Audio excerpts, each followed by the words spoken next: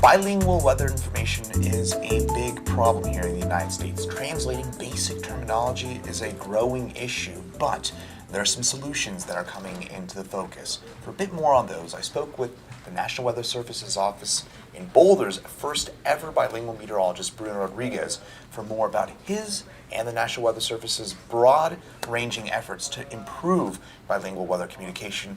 Here's my interview with Bruno. So I used to want to be a pilot, and that's kind of how I got interested in meteorology. I just took a couple of meteorology courses and ended up falling in love with that. So I sort of stuck with that route. And then I joined the Weather Service about 4 years ago. I started in San Diego. That was my first office. I was there for 3 years, and then moved out here to Boulder, and I've been here for right around a year. So my parents are both Spanish. I've always grown up speaking Spanish at home. And gradually, we kind of moved closer back to where the rest of my family is in Spain. So yeah, pretty much all my high school years were in Barcelona, or near Barcelona, and then I came back to the U.S. for college. Well, more than helped me, I think, there really aren't that many Spanish speakers in the agency, especially when you consider just how many offices there are. There are 122 forecast offices nationwide. So stands to reason that a lot of those don't have the fortune of having a Spanish speaker at the office. So we have a couple of groups of volunteers at the national level to help with translations for any office that requests them. I met a few months ago with one of the reporters at Telemundo, so we've built a connection that way as well to help kind of expand our communications to the Spanish-speaking communities here in Northeast Colorado. And I've tried to do my best to develop as many graphics as possible in Spanish to be able to push those out locally as well. There's a lot going on at the national level. A lot of things have been completed in the past kind of year or two. One of the big things that we've accomplished really was Spanish language WIA alerts. And when I say WIA, that's wireless emergency alerts. So those alerts you get to your phone when there's severe weather in your location. As of about 2 years ago, those are now sent out in Spanish as long as you have your phone settings in Spanish. So that's a big deal when it comes to making sure that we're communicating to those vulnerable populations. Also recently, SPC categories, so Storm Prediction Center creates these severe weather outlooks. So we went ahead and pooled together with some cooperative institutes as well as some researchers to develop some translations for those severe storm categories as well. I think probably the biggest challenge would be with burn scars and hydrology and flash flood warnings. I think for the most part, the larger proportion of the Hispanic community is mostly in the plains and urban areas, but there's still a considerable, proportion up in the mountains where we have burn scars.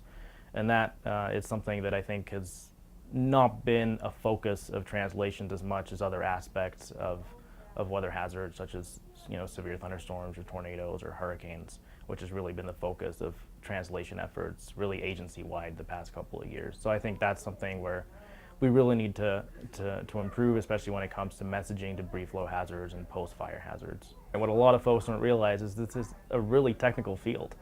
And a lot of the more technical terms in English, the meteorological terms, don't really have a direct translation to Spanish. So that's one of the biggest challenges that we face as an agency, is how do we translate or develop some translations that are adequate, and not only that, but are understood by a wide range of the Spanish-speaking community, because we also have a lot of variations in regional dialects depending on what country you're from. There can be different terms even in Spanish for the same kind of phenomena or variable. So that's an added challenge as well. So one of the things that we help with at the national level is translating materials for seasonal safety campaigns. So every year, the agency will refresh their seasonal preparedness materials and graphics for each of the seasons. And one of the focuses going into next year especially is going to be burn scars, debris flows, post-fire hazards. So there should be quite a bit more outreach material in Spanish coming out, hopefully within the next year or so. There are a couple of group of volunteers. Both groups have slightly different functions, but it's a few dozen people with each group, and really first we'll get the material from NOAA Communications.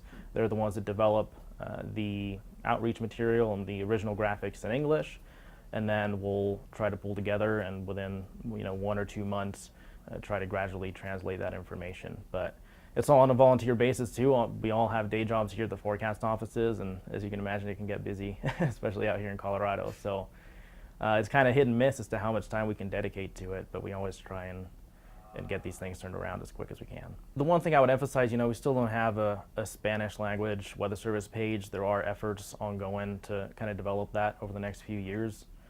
But there are other resources out there that are really helpful and dive into weather preparedness and safety in Spanish. FEMA has a webpage in Spanish. Ready.gov has a version in Spanish as well. They have a ton of preparedness information. I think they go into insurance stuff as well. So those are some great resources. And also American Red Cross, I believe, has a Spanish language page. So those three are great resources if someone wants to dive in a little more into preparedness in Spanish.